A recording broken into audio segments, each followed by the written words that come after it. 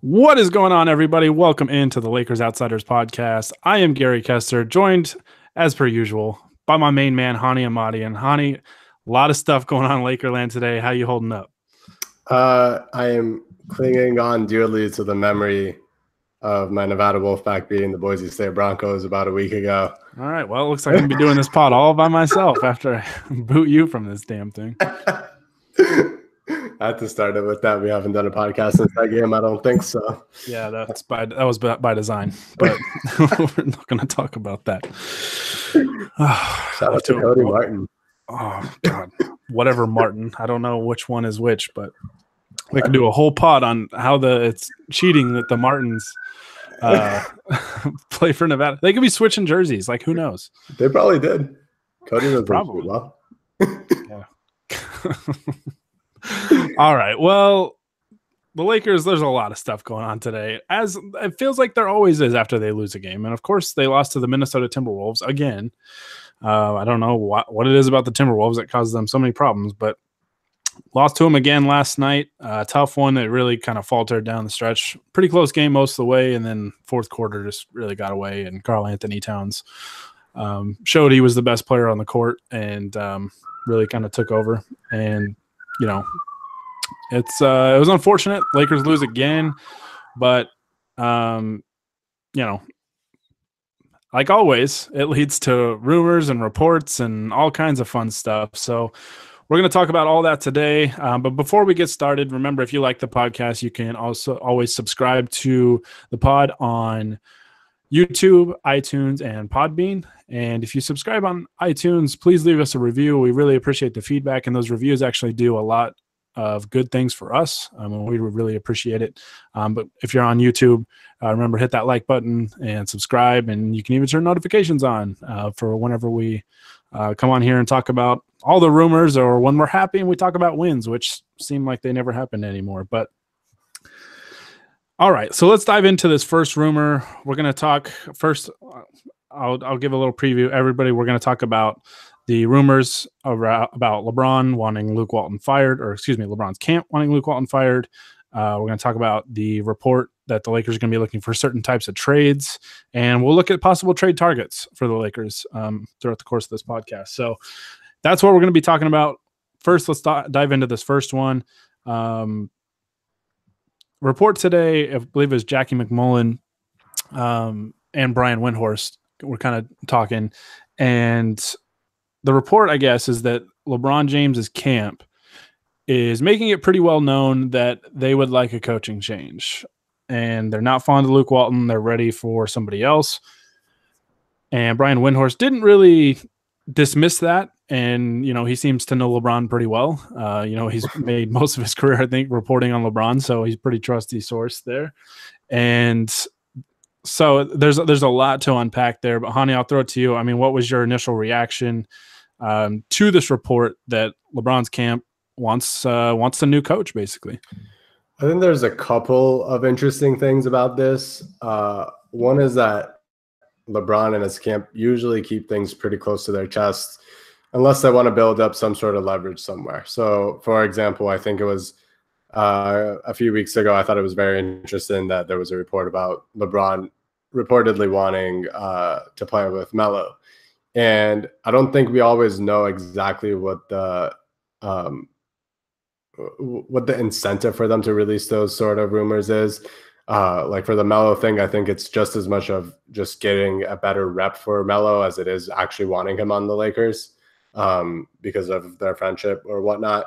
Same thing with this report. I think it's interesting that it's Jackie McMullen, who isn't really known as somebody who reports on LeBron or really reports on anything. She's a writer, not much of a reporter. So that's interesting. Obviously, Windhorst adds a little bit of cachet to that based on his career reporting on LeBron. And then I think it's interesting that it's LeBron's camp saying this and not LeBron. And I think they've really maintained at least a public image of LeBron being supportive of Luke. Everything he's ever said in interviews or post-game scrums or whatever, he's been patient with Luke just as he's been patient with the Lakers' young players. he hasn't really voiced his frustrations with how the coaching has gone at any point. So I'm wondering if, the LeBron's camp comments is kind of calculated and that LeBron just wants to keep it that way, make it seem like he's not necessarily the one wanting Luke to be fired, or if it is legitimately just certain people in his camp think Luke's not the right coach for him. I mean, it's funny how this stuff always comes out right after a loss, right? Every time the Lakers lose, Luke Walton's got to get out of there. We got to get him fired. But when the team wins, it's like, oh, the players played well, blah, blah, blah. Yeah. So, it's kind of funny how that works. And, that saying winning kind of cures everything. Well, when the team was 18-9 in that 27-game stretch up until Christmas, when all of a sudden, I don't know what happened, what kind of injury curse hit them, but LeBron goes down, Rondo goes down, Kuzma gets banged up, Lonzo gets hurt. I mean, it's just been just a mountain piling up of injuries. And people forget that this team was playing so well before then. And there weren't any questions about the coach, right? Like everything was fine and dandy. We're having fun. The Lakers were like a game and a half out of the 1 seed at one point. And, and now, I mean, things have just really gotten out of hand because of the injuries and just all the losses piling up and all that stuff. Luckily, Rondo is back, and hopefully LeBron is back soon.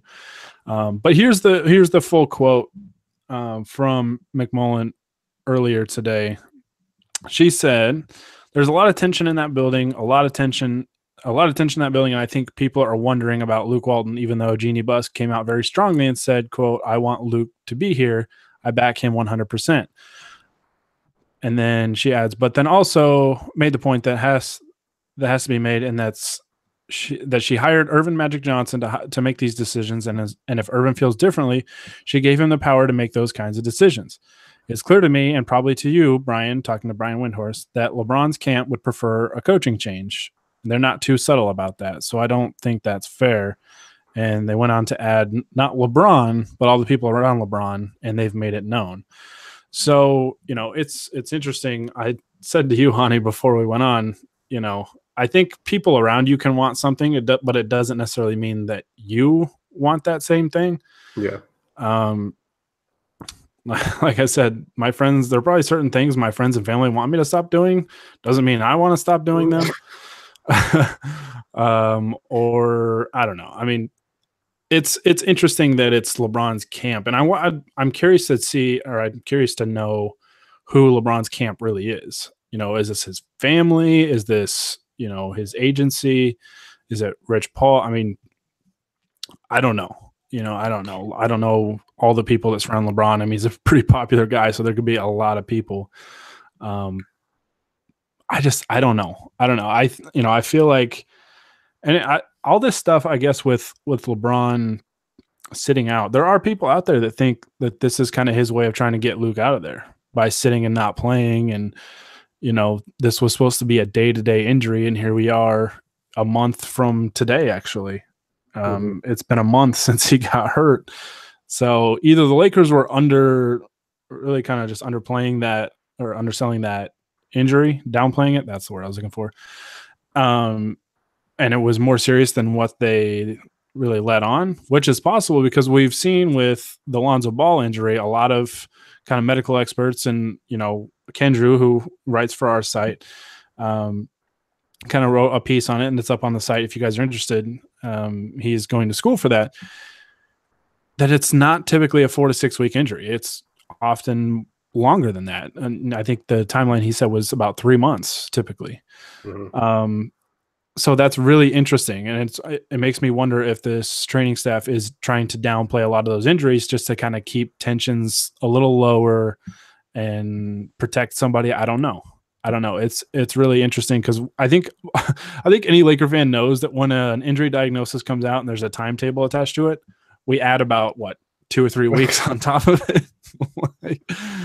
It just seems like, I mean, we've seen it with LeBron. Day to day has turned into a month, Yeah. And now it seems like that injury is week to week. I don't buy that conspiracy theory. If there's a conspiracy theory that I would buy regarding this, it's that Magic Johnson and Rob Pelinka weren't the ones that hired Luke Walton. I don't think they ever wanted him to be the head coach. And I could see them saying, obviously, Jeannie holds the most power in the organization. After her, it's LeBron. It's not us. So if we make it known that LeBron's camp doesn't want Luke, then that might warm her up into the idea of firing Luke more than Magic or Pelinka making that decision. I could see that more as if I was going to put the tinfoil hat on, I could see that being a thing. Yeah. I mean, there's just so many layers to it. There's there's so many conspiracy theories that you could really spin off of, all the reports and the rumors. And I mean, I'm not going to go crazy over really any of this stuff. I mean, just anything with the team in general, because like I said, this team was playing really good basketball when they were finally healthy, and they weren't even fully healthy. I mean, because then that was when JaVale McGee was sick with pneumonia, and it's frustrating because I feel like this team has only played like one game fully healthy, 1 or 2 games, because they lost Rondo to the hand injury against Houston.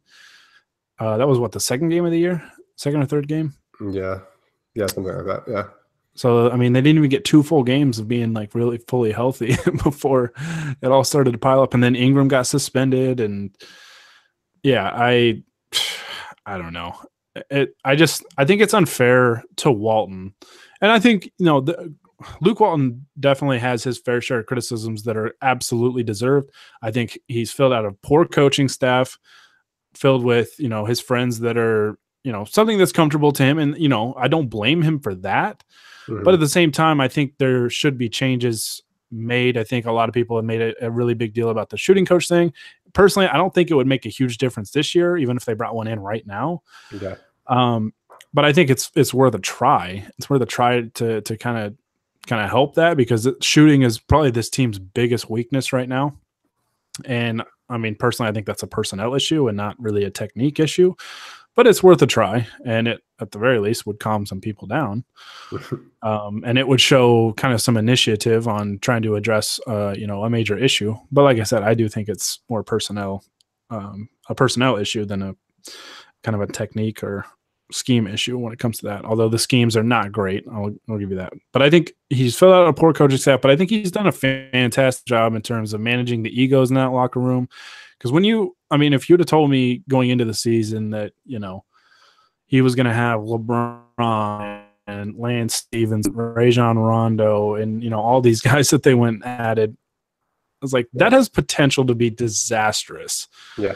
And there's really been no issue in terms of like locker room or chemistry or anything like that. The team just doesn't make shots sometimes. When they hit open shots, they're a pretty good basketball team. And when they don't, they're pretty bad. So weird. Basketball comes down to putting the ball in the hoop. Who would have thought about that? But like, I think it's important, and something that doesn't get talked about enough, about like the effort level that Luke gets out of these guys. And obviously it wavers, and there's games where we're wondering where the energy is and why they aren't playing the way that they should. But considering all the injuries, especially to LeBron, getting this roster with the type of players that are on it to play as good of defense as they have all season, and play, I think, like a top 3 or so defensive rating since LeBron went down. Like, that says a lot about Luke's coaching ability, not only in terms of like schemes and in actually designing good defensive, game plans and whatnot, but getting guys to like still compete and play hard. It's really difficult to do that if you're not a coach that players want to play for. Like, you've seen it with so many other coaches that were on the hot seat that players sort of give up, they get fired, the interim comes, and all of a sudden they're out there playing hard again. That doesn't feel like the issue with the Lakers. Yeah, we've talked about it before, but I think really like any kind of mid-season firing would be a total mistake, because I think the locker room would be pretty affected by that. And just this staff does not, spark inspiration in terms of who could step up into that, interim role. I mean, we saw it with one game with Luke Walton getting tossed in that Houston game. Brian Shaw comes in, and the Lakers had a big lead at that point, right? Or were they? Yeah. I think Houston was starting to make their run, but I mean, there were some key mistakes, and one of them, I think, I mean, the game was irritating because like Harden banks in a three, and the Rockets got hot like right at the right time to really force overtime, but not fouling up three, like things like that, because I think with Walton out there, that's kind of been his thing in that situation, is to try and foul. We saw Alonzo kind of try and fail with that in the Thunder game. Luckily, they were able to erase that mistake in overtime. And I mean, they tried it right before that. So I don't know. Maybe that's not just on Luke, but I don't trust anybody else on the staff to be a head coach, especially a head coach of a LeBron James led team. Yeah. So I think a midseason firing, and especially this late in the year, expecting your next coach to come in and try and get everything and in line real quick and try and get accustomed to the roster and teach new schemes and all this stuff, I don't think it would work. So I mean, I think Luke is a lock to last the rest of the season. Yeah. Personally, I was thinking about this a lot today. I'm still not 100% convinced that Luke gets fired because he has such strong support from Jeannie Buss. And that's a big deal because she's the boss. She's the majority owner. So I'm not convinced that happens yet. What I do kind of see, and almost kind of what I expect, I guess, is I think they will mutually part ways this offseason. And what I think that's going to stem from is I think they're all, I mean, Jeannie, Magic, Rob, I think they're all going to sit Luke down and say, well, I don't think Jeannie will really say a whole lot about it. I think she'll just kind of be there to just be involved. But I think they'll sit down and they'll sit Luke down and say, look, we want to keep you as head coach. We think you've done a good job managing this locker room, but you've got to make major changes to your staff. And I could see Luke Walton saying, well, I'm not going to do that. I'm not going to, fire my assistant coaches. And I think they'll say, then we're going to move in another direction. I see, for some reason, I just get that gut feeling that that's the type of scenario that's going to play out. And I feel like you see it more so in the NFL. And I think I said this on our last pod. I know I said it on one of them, but being a Titans fan, I saw it with Mike Mularkey. They wanted him to bring in a new offensive coordinator and bring in some new offensive coaches. And he didn't want to. And they said, all right, we're going to just move in another direction then. And so they mutually parted ways. So I kind of feel like this is going in that kind of direction. My issue with firing Luke is, who are you going to bring in to replace him? Right? Because, a lot of times firing a coach is a good short-term fix. Guys play inspired. It's almost like I feel like kind of like a wake-up call where players like, oh, crap, like we were playing so bad that we got this guy fired. Yeah. So they like pick it up for a few games and then teams start to figure it out and, it kind of wears off. And you see that, I think, across different sports. Yeah. But my question, I guess, to you is, if the Lakers let go of Luke this offseason, who do you think this front office would realistically look at? I mean, it's scary because out of like all the guys that are the names that get thrown out there every time some sort of stuff comes around like this, at least the guys that aren't in the league right now, none of them are promising. I don't want a Mark Jackson preaching to everybody during practice. I don't want Jason Kidd spilling beer on the sideline. To be fair, I think it was a Coke. Yeah, all right. I don't know if it was like a whiskey and Coke, but it looked definitely like a Coke. So. I don't really want Ty Lue, because if you've been talking so much about how you don't want LeBron's stint with the Lakers to be the same exact thing as it was with the Cavs, it doesn't make sense to bring his coach.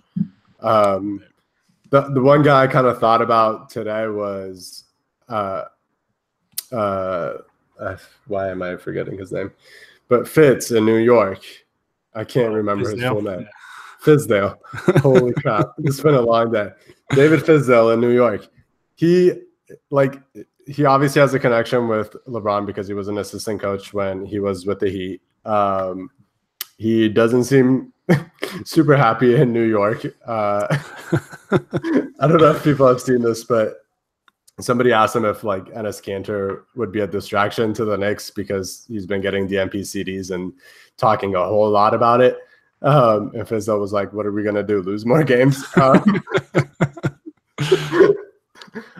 So I could see like I guess in a scenario, and this is we should mention this was reported I think right after LeBron signed that he wanted Jeannie to fire Luke and bring in Fizdale, and she said no.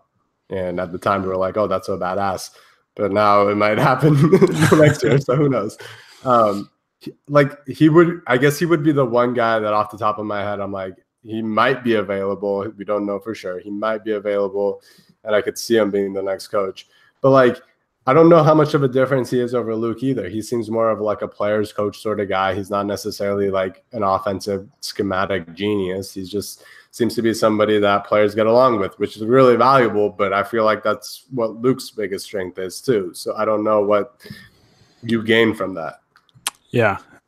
Yeah. And for me, I guess the whole thing with Luke Walton has kind of taught me I care. I mean, obviously I care a lot about the coach, but I also care a lot about the staff that he puts together, right? Because I think it's almost kind of unrealistic, for lack of a better word, to expect a head coach to do all these different things, you know, to teach all the little ins and outs. I mean, that's why you have assistants on your staff to kind of, I think you want to get like guys that specialize in certain things. Yeah.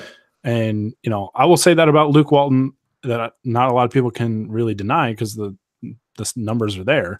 The last 2 years, the Lakers have been a top 10 defensive team with two totally different rosters. Yeah.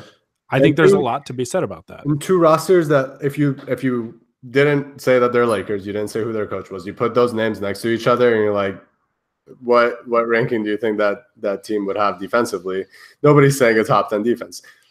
How many players on the Lakers right now are positive like individual defenders if you take them out of the system or whatever you want to call it? Yeah. Like Lonzo, maybe Ingram, maybe JaVale, KCP, maybe. Like they're all like average-ish. They're all very iffy. Like, yeah. There's no like defensive specialist on the team. You know? Yeah. So yeah, no, I mean, I totally get it. And like I said, I think there's a lot to be said that they've really coached this team up defensively, because I had some major questions about this team's defense going in, because I was like, LeBron doesn't play defense anymore, maybe until the postseason. Like Lance doesn't play defense. Rondo doesn't play defense. Granted, they went out and got Tyson Chandler, and that helped for a while. Zubats has been a kind of nice surprise. But yeah, I mean, you know, like I said, I think there's a lot to be said about how well this team has played defensively, especially with two completely different rosters. And I think it was at BJ_Meta was the one that pointed that out to me. That was like two totally different rosters, and they've been top 10 in defense. So I think, you know, that is commendable. But, you know, the offense is just really frustrating. And it's, you know, I still don't put that all on Luke, because this team was so built around LeBron and what LeBron does. And like every LeBron team has been built around that. So when he goes out, yeah, guys are going to not know what to do. Yeah. And, you know, this is kind of what you get. And with the Lakers, it's like, you know, you didn't put a premium on shooting, and instead you wanted playmakers. And, you know, I thought it was kind of a unique approach. I thought it was like, hey, this could work out really well, and it could work out very poorly. And sometimes it works really well. Sometimes it works poorly because the Lakers just can't make shots, and a lot of them are open shots. So, you know, obviously you want to find a blend between the two, but they're kind of disregard in terms of adding perimeter shooting. And I got their reasoning. I get wanting to not just surround LeBron with shooters that don't do much of anything else. You want guys that can help create and kind of take the burden off of him. But man, would it have killed you to get like 2 or 3 good shooters for cheap? I mean, there were guys out there. So yeah, that's frustrating. And, you know, it's not all surprising that this team struggles to shoot the ball when they don't have a roster filled with guys that aren't great shooters. And, you know, it's unfair to put that on Luke, but maybe, you know, if that's what LeBron's doing, LeBron's going to have a lot of power. I mean, he signed a 3+1 deal, and the Lakers certainly want it to be, you know, a 4-year deal. So LeBron's got a lot of power, a lot of say. And I don't know. I feel like I'm getting to the point where there's just enough smoke there that I think that even though Genie is supporting him now, if they miss the playoffs, I think Luke is definitely out. Yeah, I think that's a no-brainer. Like if they don't make the playoffs, regardless of, I mean, it would have to be like LeBron literally does not play for the rest of the season for it to be okay. But if they miss the playoffs, Luke's done. Yeah, no, I think just about everybody would agree on that. Even though I just think it's really unfair to judge him on a lot of different things. Like I said, there are definitely fair criticisms about him. I'm not absolving Luke of any kind of blame here, but it's like this team has just been so hit with injuries and suspensions and all that stuff. And you can't really put that on anybody. I mean, if you're going to put it on anybody, put it on the training staff, which I mean, I think it's still unfair. Like you can't ever prepare for like Lonzo Ball, landing on somebody's foot and like just tearing up his ankle, like I don't know. Like, I don't know. That's my thought on it. I think either we're going to see Luke with a totally different coaching staff or we're going to see Luke gone. Yeah. Next year. I don't think this coaching staff survives past this summer as a whole. I could see Luke coming back, but like I said, it'd be with a different coaching staff. And I feel like he's the type of guy that'll go to bat for his guys and will say, well, you're going to fire them. You fire me too. So, and, Luke doesn't seem overly worried about it too. So I feel like that would lead me to believe he won't really just can his coaching staff and refill it with different guys. So, right. But also Luke is very good at playing things cool. So very. All right. Well, we've talked enough about the coaching stuff. Like I said, it's going to kind of fluctuate between wins and losses. If this team gets healthy and they start winning games again, all that stuff will start to kind of fizzle out a little bit. So, but if they don't start winning games, they might look to make a trade and shake things up and maybe add some shooting like we've been talking about. So there's a report today that a team source, it was from Bill Oram of The Athletic, said a team source said the Lakers will pursue any three-point shooter on an expiring deal. A group expected to include former Laker Wayne Ellington, Orlando's Terrence Ross, Memphis's Garrett Temple, and Trevor Ariza, who many believe would be on the move again before the deadline if Washington continues to falter in the East. Another possible target is Orlando center Nikola Vucevic, but with Vucevic expected to be named an all-star in the East, his value would be significantly higher. What do you think about that list of names? I mean, this wasn't really a report saying like those were specific targets for the Lakers. It was just like guys that fit that criteria of three-point shooters that are on expiring deals. Yeah. I mean, is there anybody in that group that you would really like, who you think could be a bargain? Like who jumps out to you about that group? Or is there somebody else out there that you would like more than those guys? Honestly, all of those guys sound like legitimately like impactful players if they were on the Lakers. I think, Wayne Ellington, great shooter. He can come off curls, which is something that the Lakers like doing with KCP. So it wouldn't be difficult at all to get him implemented in the offense. Garrett Temple is another decent shooter with, he's like really well regarded as like a leader, as a veteran around the league. Ariza, who's kind of looked off this year, but he's been on the Suns and the Wizards, so like, yeah. who knows? Not fair to judge. Yeah, and at his peak, he's like the prototypical 3-and-D guy in the league. Hit threes, and he's a long, big wing, which is something that the Lakers like desperately need, especially after watching Andrew freaking Wiggins go off on them last night. Wiggins. The one that makes the least sense to me, honestly, is Vucevic, just because he is expiring and it's going to take a lot to get him. And I don't think that combination makes sense for the Lakers because they want whoever they get this year, they're going to let go until they try and sign a free agent. So Vuce would get rescinded and potentially and probably signed with another team. And then you would have given up whatever assets to get him for half a season. Yeah, looking at Vucevic's contract, he's on an expiring deal, but it's $12.75 million. So I mean, to make any of that money work, I don't know what Orlando's cap situation is like. I don't know if they can. Oh, I guess it wouldn't matter for them. It would matter more for the Lakers if they could absorb cap situation. I'm not sure how the whole trade exception rules kind of work, because I know teams have made deals like that where they basically get a trade exception to fill in that gap of the financial gap, basically, so that the money matches. Not 100% sure how that works, so I'm not really going to talk too much about that. But if you're trying to make the money work, I mean, you have to throw in a guy like KCP or Rondo, one of those bigger contracts to make the trade work financially for Vucevic. And then if you're doing that, I mean, those are both expiring deals, so that might be attractive to Orlando because they'll get the cap relief even in that kind of trade. But I think, they're going to want some kind of prospects, or they're going to want draft picks. And I just don't think the Lakers are willing to give up those. I think they want to keep their first round picks, and I think they want to keep their young players for Anthony Davis. I think they want to keep all of that in play just in case it's going to take a huge offer to pry him away. And, that's why it's going to make getting a deal done so tricky. And, I think ideally you'd want to, pry from a team that isn't playing well, that doesn't project to be in the playoffs or anything like that.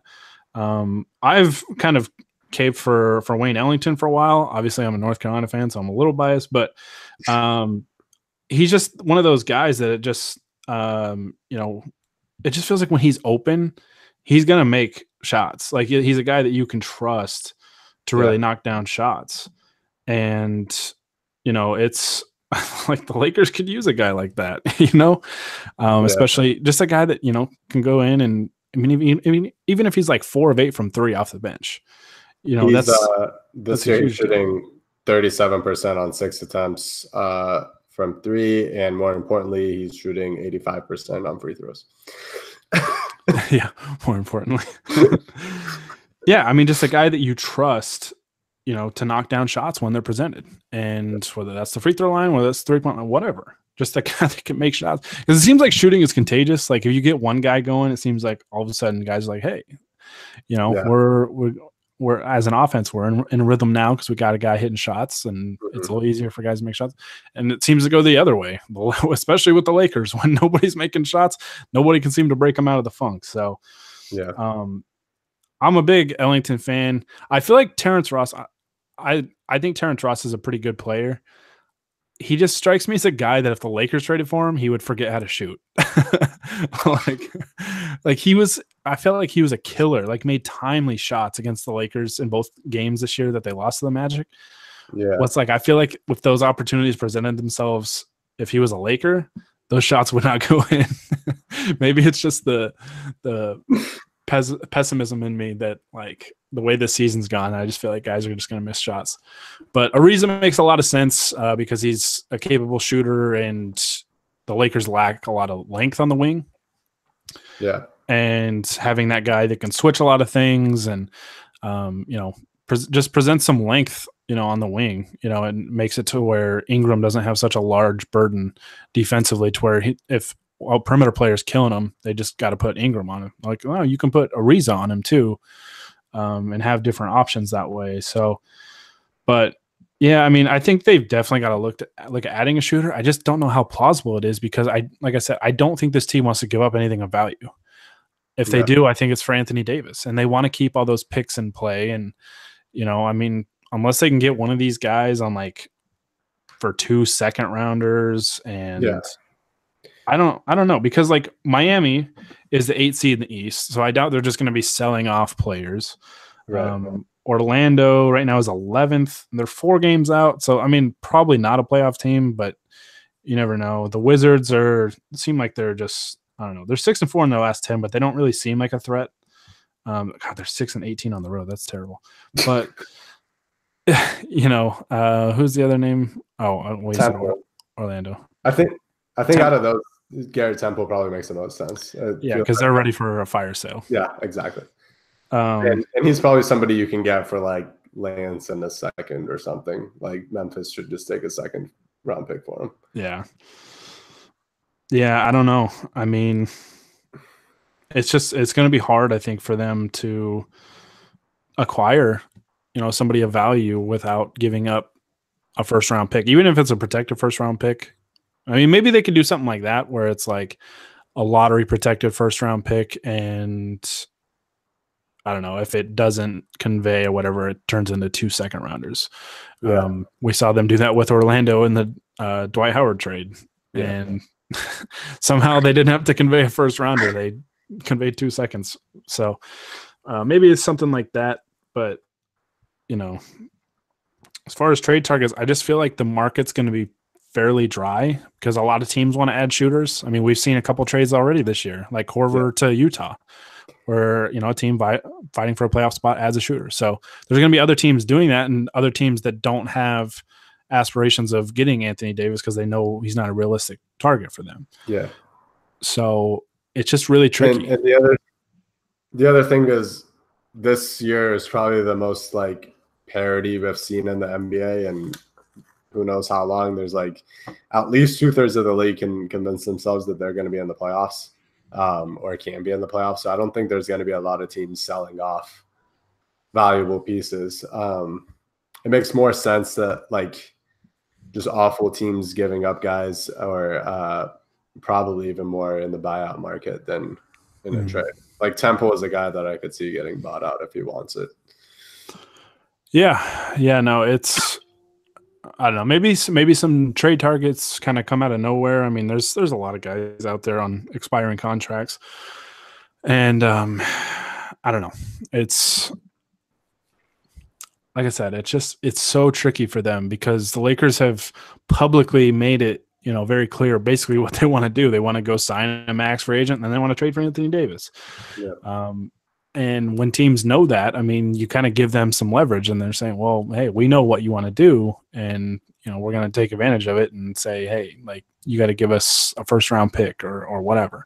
And maybe they can offer, I don't know, a future first round pick, maybe like a what it would be, 2021 or 2020 first round pick, I guess, if they keep this year's. So yeah, I mean, there's options they could do, but like I said, I really think they want those first round picks available to trade Anthony Davis. I think they're kind of necessary, to be honest. Absolutely. Because I think just trading the young core, by themselves would be, I don't know. I feel like that's a pretty divisive topic with Lakers Twitter. I've kind of changed my tone on that. I think earlier in the season, I would have been more hesitant because I felt like if you just add Anthony Davis, you have Davis and LeBron and nobody else, and that's problematic, especially in the Western Conference. Yeah. But now it's like seeing just, I guess, I tried to do it without giving up Lonzo. Lonzo would still be the guy I would try not to give up, but if it requires all three, getting Anthony Davis, it would be very, very hard to say no. So yeah, at least we won't have to give up all three for Wayne Ellington or somebody like that. At least not that we know of. But yeah, as long as the Lakers don't make some kind of like splash move where they're trading young talent for a rental, then I think we're okay. Yeah. Even if they traded a first for like a shooter, I would be okay with it. I just don't think they will, like I said, because of the wanting them to have them available for the Davis trade. So, all right. Anything else you want to add on the trade targets before we dive into some of these questions? Another just random name, because I brought him up a bunch on Twitter and people get mad at me. But Jeremy Lin. I actually like this idea. Go ahead. Yeah, because especially with Lonzo, who knows how long he's going to be out. They need point guards because Rondo's the only one. And Jeremy Lin, he does a decent job running the pick and roll, and he's a pretty good shooter. And Atlanta's obviously one of the few teams that is very much tanking. I believe he is on a expiring contract. I'll check how much money is being paid. I think it's like $12 million or something. He seems like somebody that makes a lot of sense for what the Lakers need right now. Yeah, he's being paid $12.5 million and is expiring. So So I don't know exactly what the trade would look like, especially given that if you just traded like Rondo straight up for him, I think it might be a little bit of an upgrade, but it's not that much of a difference. So yeah, I don't know exactly how it would look like. Maybe he's the guy that gets bought out after the trade deadline, and then you can just sign him outright. But either way, he's somebody I would want to keep an eye on. Yeah, for sure. I was looking at the Suns. I was like, see if James Jones can do LeBron another favor here. They don't have any point guards.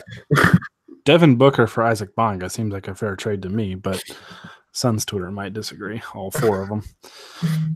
The other guy I thought of, but I don't think it makes any sense just strictly based on the money. Wesley Matthews is an expiring all of a sudden, and he's being paid like $18.5 million though. So I don't know how the Lakers would be able to get the money to do that. Trade LeBron for him. Yeah, that'll do it. Oh yeah.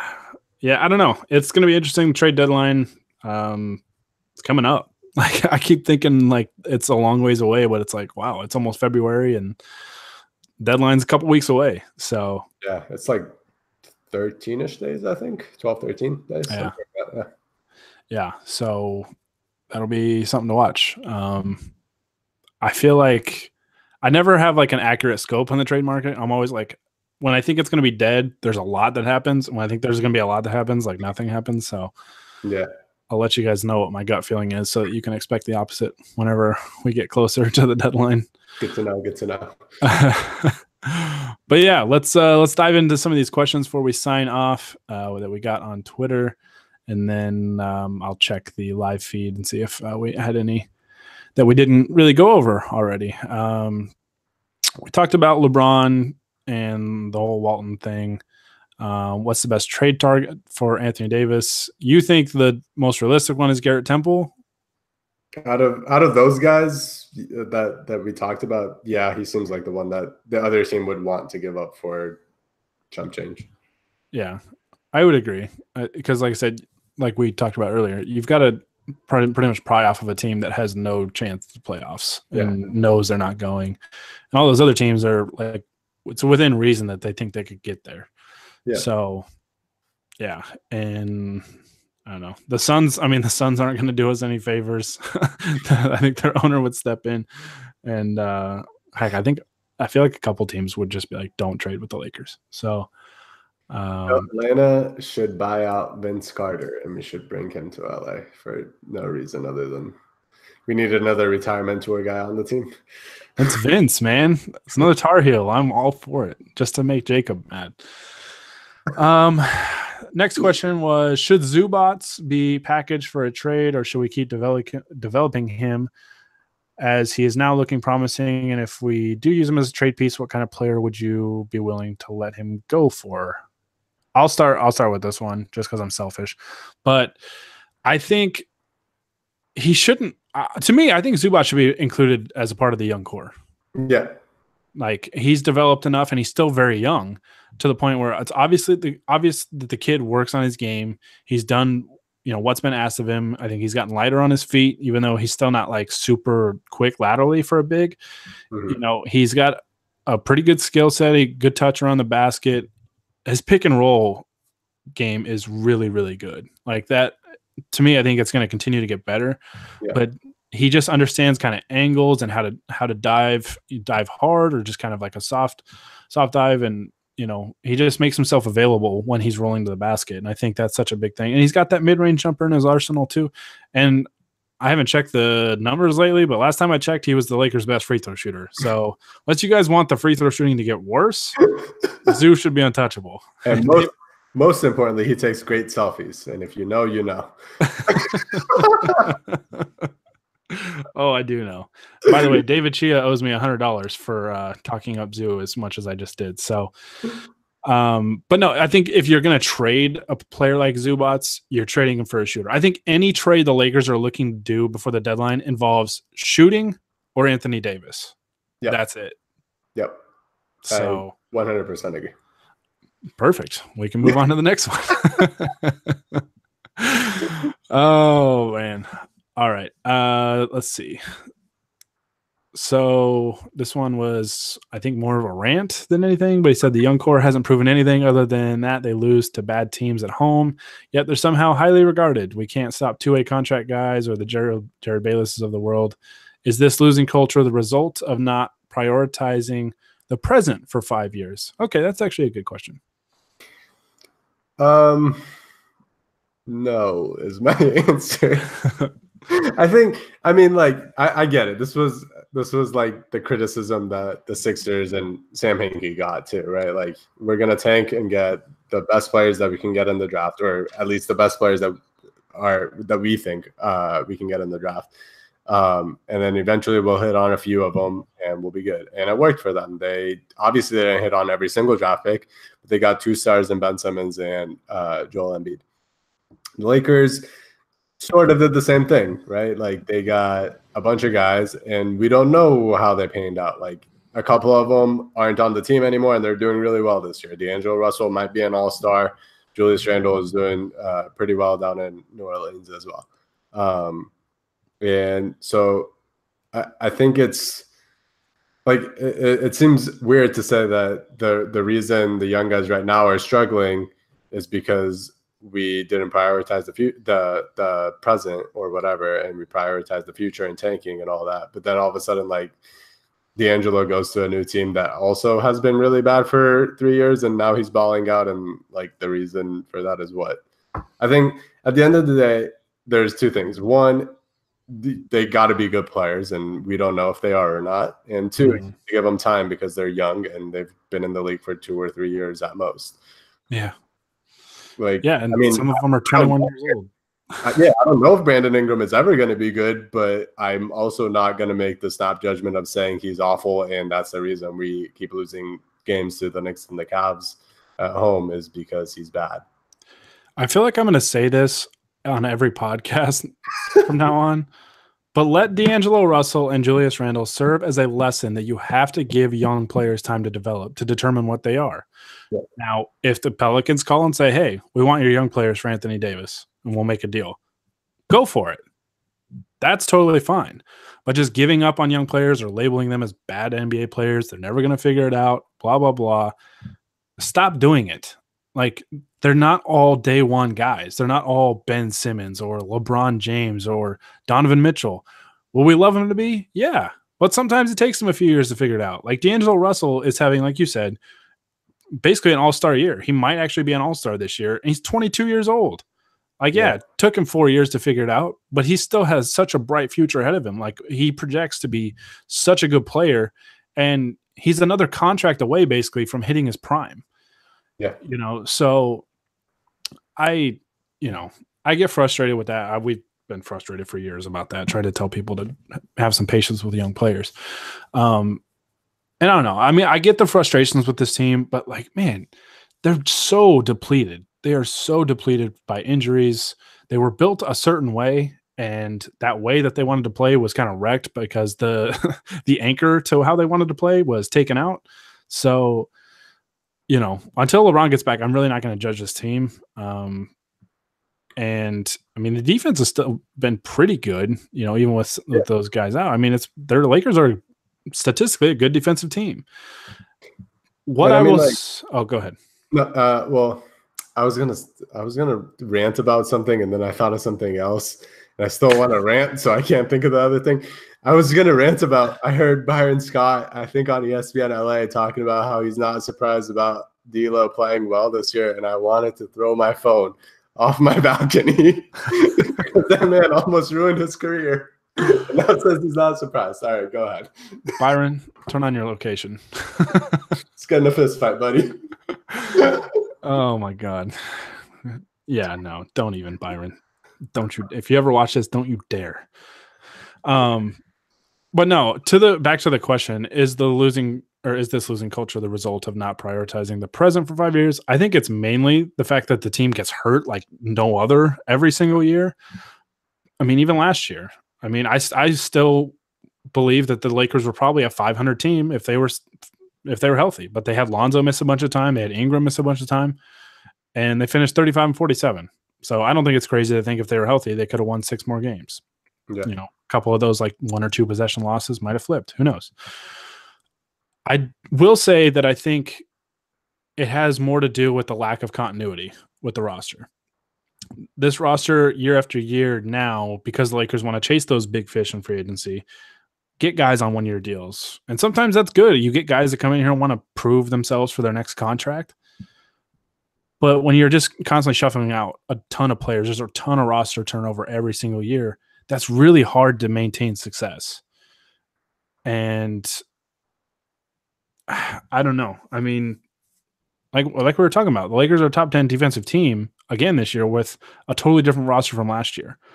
But on offense, they're struggling. And I think the constant roster turnover plays a role in that. I don't think it's like a cop-out or an excuse, especially because we're over halfway into this season already. But I just think the constant roster turnover and basically publicly stating that your roster is disposable. Like, we're chasing after these big time guys. And I think we saw it last year. Like, there were reports that basically the young players were very frustrated because they're like, are we going to get traded or not? Because these guys are chasing after the superstar players, and they knew that was going to be at the expense of them probably. So I think some of that stuff has an effect on a team, but I don't think it's a result of not prioritizing the present. I think it's that they've wanted to improve in the present, but at the same time, it's just the lack of roster continuity, I think, is a killer. But the injuries more so than anything. I mean, you can say I'm using it as an excuse or whatever, but the injuries that this team has gone through, maybe the Golden State Warriors could overcome something like that, but not a lot of teams could overcome the amount of injuries the Lakers have had these past few years. I mean, this is like thought exercise. You take last year's team that won 35 games. You take away probably his 2 best players in Julius Randle and Brook Lopez. And would you be surprised if they lost at home to the Timberwolves after falling apart in the 4th quarter? Because I wouldn't be. Yeah. I mean, and also take away Lonzo Ball, I guess, because he's hurt. But I mean, it's without LeBron, this team is worse than last year's team. And then make sure Kuzma has a hip issue that makes him, play far less than his full potential. So, I mean, it just feels like everybody on the team was hurt at some point, or is like hurt right now. So, yeah, I think I don't know, maybe it's an excuse. Maybe I'm making excuses, but I think the injuries play a bigger role than people want to really give credit for. So, all right, next question was, how many of the Lakers outsiders would each of you trade if it meant the Lakers make the playoffs? I would trade everybody that's not on this podcast. yeah, we're the untouchables. Everybody else can go. Although Hani's pushing it. If he keeps mentioning the Nevada win over Boise State, I might throw him in there too. Honestly, just for salary matching purposes, we got to include everybody because nobody gets paid here.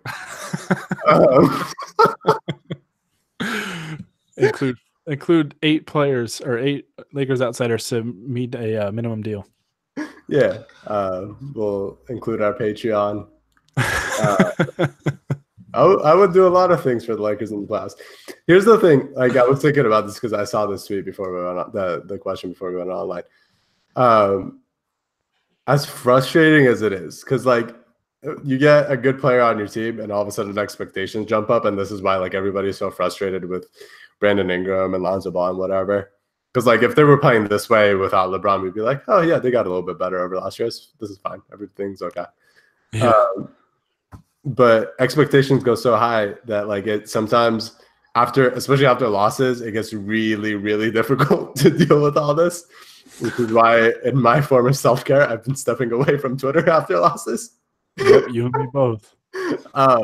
But I also wouldn't give that up for the world because yesterday before this dumb game happened, I was like, it feels kind of good that I'm super nervous about this random ass January game against the Minnesota Timberwolves. I feel like it's a must win for some reason. It feels kind of good to be rooting for that. So yes, I would give up my firstborn for us to be in the playoffs. My firstborn being Dylan Heiser. Yeah, we definitely need to trade Dylan. I mean, I feel like that's addition by subtraction, but that would literally be 6 more wins for us. At least it would be 3 or 4, man. I mean, come on. Yeah, no, I mean, I can't really talk. The Lakers lost to the Cavs at home while I was tweeting, so that was great. All right, next question. Just two more from Twitter. This is an interesting question. Does the potential of going after Kyrie Irving make trading Lonzo more bearable? And for those of you that missed it and don't follow LeBron on Instagram, or you're not on Instagram, whatever, LeBron posted a video today. What was the song called? Rewind. Yeah. And tagged Kyrie Irving in it. So I don't know. Sent NBA Twitter spinning. But right after everybody saw the story about Luke Walton. So, I mean, do you think do you think there's actual potential there? And if you think that, would that make trading Lonzo a little more intriguing, I guess? I mean, I think there's potential. Like, Kyrie seemed kind of fed up with the Celtics at times this year, super frustrated. Who isn't, right? Everybody should be, except for certain people whom I will not name. Like, I think before the year he kind of like verbally committed to re-signing with them, but the way the season's gone, who knows what's going to happen with him. It's NBA, things change. Yeah, absolutely. And yeah, if like Kyrie was your point guard, I'd be okay with trading Lonzo. Like, obviously, I mean, ideally I'd want both of them on my team, but if I have to choose one, sure, give me Kyrie. He's the better player right now. Like, it's not. Yeah, he's a legit all-star. Like, yeah, I mean, yeah, he's gonna be an all-NBA guy. He's had a really good year. Like, I don't know what else to say. Yeah, no, it's interesting because I think it's a more realistic thing now than it was a couple months ago. I mean, I never really bought into the whole verbal commitment thing because, like, I've seen this enough that one season is enough to change so much in the NBA because we saw it with Kawhi Leonard. Before last year, everybody thought, oh, Kawhi's a Spur for life. He's perfect for them. They're perfect for him. You know, there's no way he's ever going to want to leave them. And it was just like overnight, he was like, I'm not playing for you guys anymore. Yeah. You know, so like stuff can change so quickly. And, you know, so I didn't really buy that. So I think it's possible. And I think, you know, him and LeBron kind of making up, I guess. It made me think of Kobe and Shaq making up, but they were like, it was like too late for them when they finally did. And these two seem to be doing it earlier. And I think, I don't know. I don't know if Kyrie, if like being like the man on a team is still like an important thing for him. And if it is, he'd probably stay in Boston or go to the Knicks or somebody like that. But I think it's possible. And if so, like I said, I wouldn't trade Lonzo before you get Kyrie, unless it's for Anthony Davis. But if you get Kyrie, then Lonzo is a little more expendable, although I would prefer to keep him. So, also, just random thing that would probably almost never matter for the Lakers right now, but we wouldn't be able to trade for Kyrie and Anthony Davis like within this year because they're both on their designated player extension or whatever, and they can't play their team. Which is why Kyrie needs to, you know, like, fight for himself because the Celtics would trade him tomorrow to get Anthony Davis if they could. Yeah, for sure. Yeah. So this is the last question on Twitter. With all these rumors, do you guys think any of this will actually happen? If anything, I think most likely thing to happen would be a trade to get a veteran shooter. I think that's probably the most likely thing, but I still feel like it's not likely. Yeah. We talked about Luke Walton earlier, and I think I have a hard time picturing him being the coach of this team next season, or at least the same coaching staff. So I think that's the most likely thing, but I don't think it happens like in season. You know, I think he makes it through the rest of the year. So I would say the most likely thing is just adding a veteran shooter on the trade market. But even then, I'm skeptical of it because I don't think the Lakers want to give up real assets of value.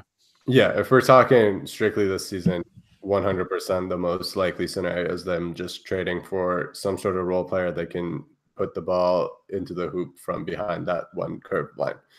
Because the restricted area? Yeah. I mean, honestly, like if they can do that, that probably helps too. Get DeAndre Jordan. He can do that. TNT put up a graphic last night during the game of like the Lakers ranks shooting from any places not literally in the restricted area, and they were like 28th or 29th in every single one, and it was depressing.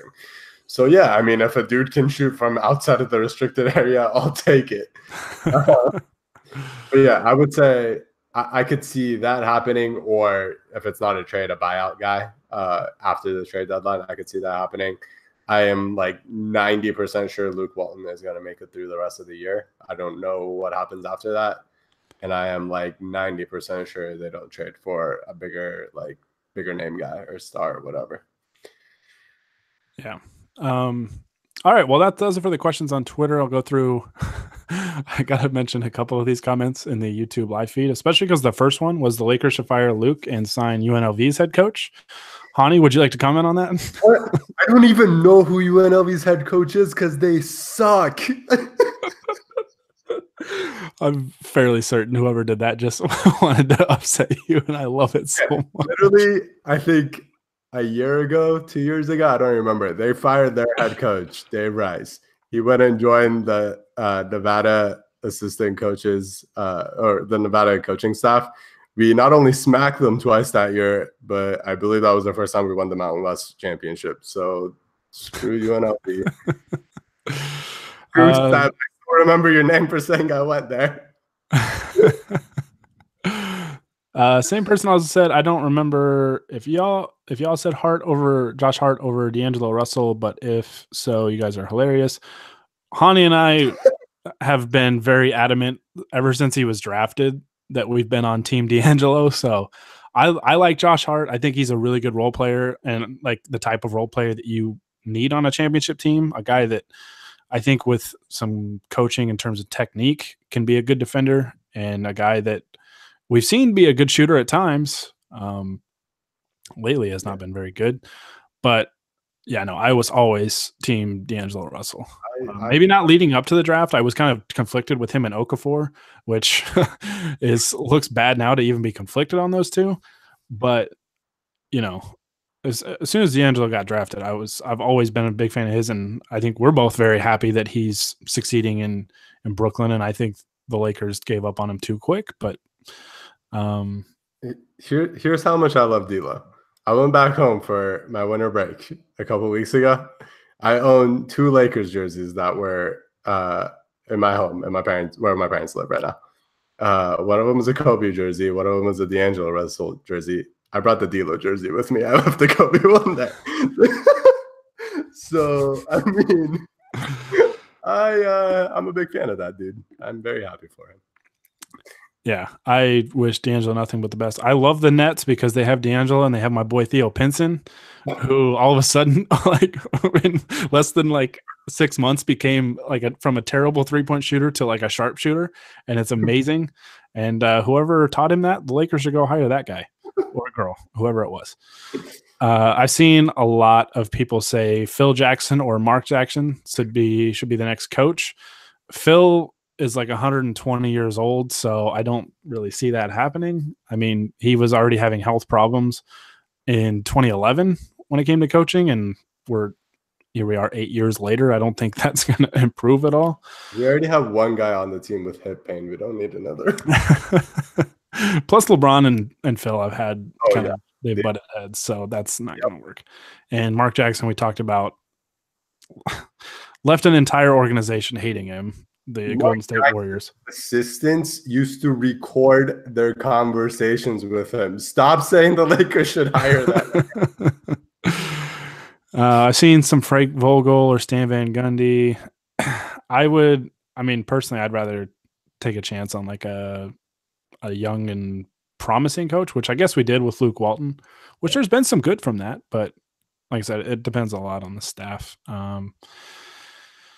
Yeah, teams don't want to trade with the Lakers. I think that's why I kind of believe that it'll be hard for them to make a deal. Not for that specific reason, for the reasons I've talked about 100 times already on this pod, but I think that kind of factors in. There are certain teams that don't like doing business with the Lakers.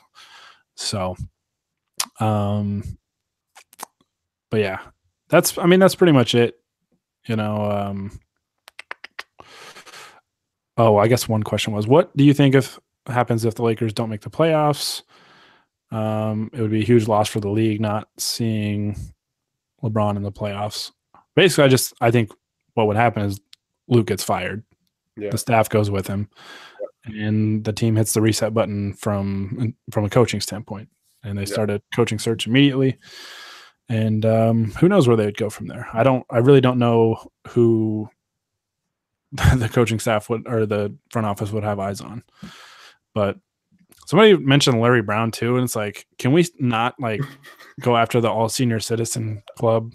Like, I really don't mean to try and sound rude. I just think the Lakers need to get somebody a little younger and finally get a long-term solution. That's why I was so excited about Luke Walton, but I feel like his days are relatively numbered. Larry Brown has been named in every coaching search since 2004, along with like John Calipari.